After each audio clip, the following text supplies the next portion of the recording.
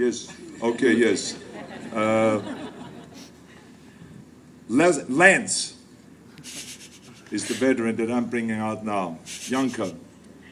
Lance Iunker is one of those extraordinary success stories.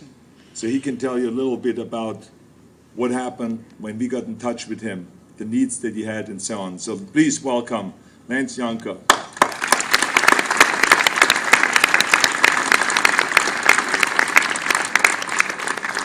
Thank you, Governor.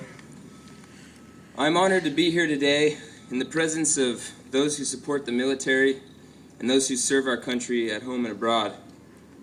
When I was in high school, I had a deep desire to serve our country, and I wanted to give back to all the veterans who had sacrificed for us from the Revolutionary War until now. And I did not want to take my freedom for granted like so many of my age do. And I just wanted to give back to our country. So in 2005, I joined the Army. Now that all the Marines stopped listening to me, I'll continue.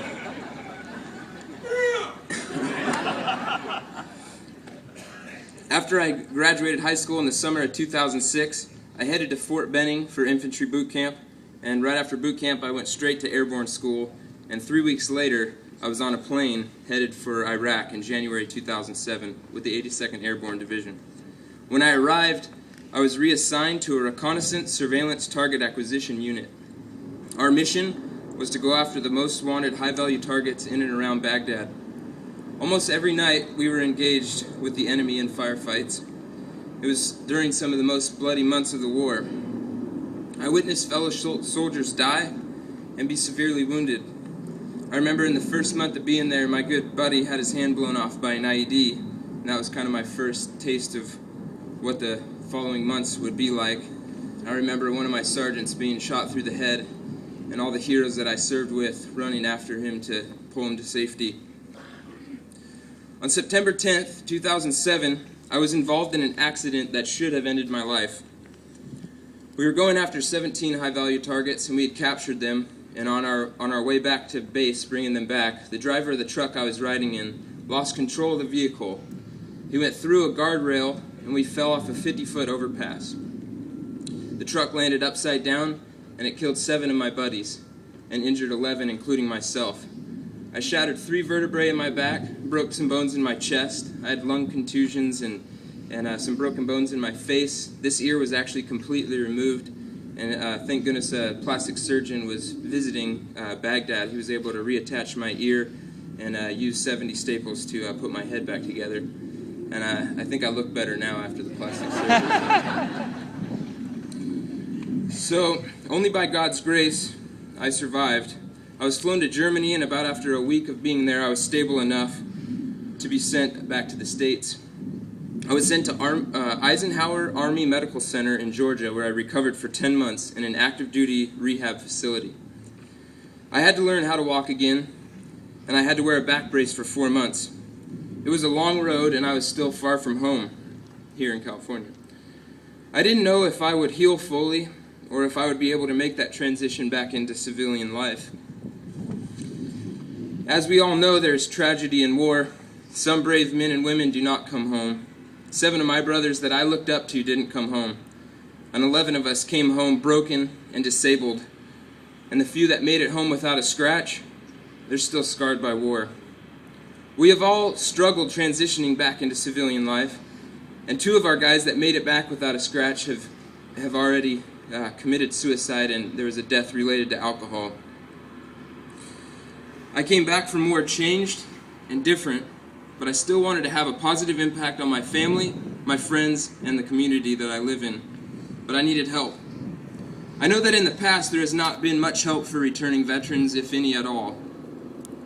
From the first stages, I have come to know that has changed. And from the first stages of my recovery, there have been many good organizations with great intentions that have helped me, but none have been more of a blessing, and none have helped me more than Operation Welcome Home.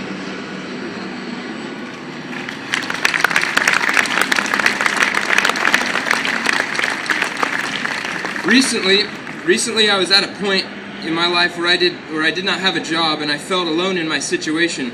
Fortunately, I have an amazing family and an incredible wife, who have been there for me these last couple years that have been tough. My wife found out about an all-hands meeting that was put on by the Cal Vets and the California Veterans Affairs, and it was near the community I live in.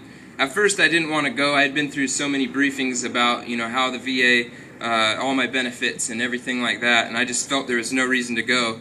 But my wife strongly encouraged me to go. She forced me to go. And thank God she did. At this meeting, I met Secretary Roger Brodigan, who personally set me up with Operation Welcome Home. Not to mention he gave me and my wife free In-N-Out. So thank you, Roger, and our prayers go out to him. A few days later, John Guerra from Operation Welcome Home called me and offered his help, and since then I've received more help than I ever thought possible. Operation Welcome Home reached out to me when I didn't know who to turn to, and because of their help and because of the California Veterans Affairs, I live in a great neighborhood, and I will be using the GI Bill to go back to school in the fall. They have been so helpful in making phone calls, writing letters, obtaining medical records I needed, mailing letters, and even paying for the postage. But the most significant way that they helped me was finding a job after 5 months of unemployment. And because of them, I will begin an awesome job tomorrow working with a private contracting firm helping train troops getting ready to go to Iraq and Afghanistan. Using my experiences.